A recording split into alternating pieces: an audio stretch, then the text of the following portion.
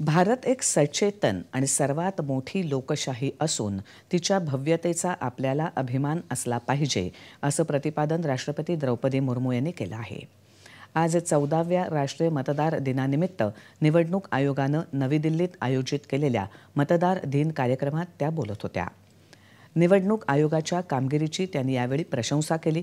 निवडणुकीच्या प्रक्रियेबाबत ज्या प्रकारे निवडणूक आयोगानं मतदारांमध्ये जागृती केली आहे आणि अतिशय सुलभ पद्धतीनं ही प्रक्रिया राबवली आहे त्याबद्दलही आयोगाची त्यांनी प्रशंसा केली।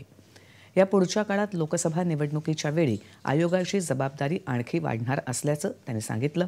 यावेळी त्यांनी युवा मतदारांना मतदानासाठी पुढाकार घेण्याचं आवाहन केलं आणि त्यांच्यामध्ये जागरूकता वाढवण्यासाठी निवडणूक आयोगानं अधिकाधिक उपक्रम राबवण्याची सूचना राष्ट्रपतींनी केली।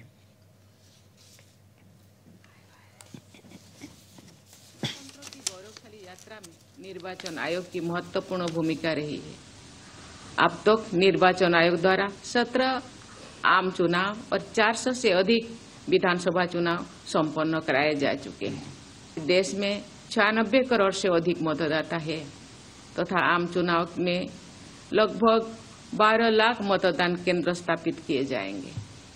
इस वर्ष आम चुनाव को संपन्न कराने में लगभग 1.5 करोड़ चुनाव कर्मी अपनी सेवाएं प्रदान करेंगे। या कार्यक्रमाला केंद्रीय कायदा आणि न्याय राज्यमंत्री अर्जुनराम मेघवाल यांच्यासह मालदीव, फिलिपाईन्स, रशिया, श्रीलंका आणि उझबेकिस्तान या देशांचे निवडणूक आयोगाचे प्रमुख आणि प्रतिनिधी उपस्थित होते। मनातासारखं दुसरं काही नाही, आम्ही नक्की मतदान करणार अशी यंदाची राष्ट्रीय मतदार दिनाची संकल्पना आहे।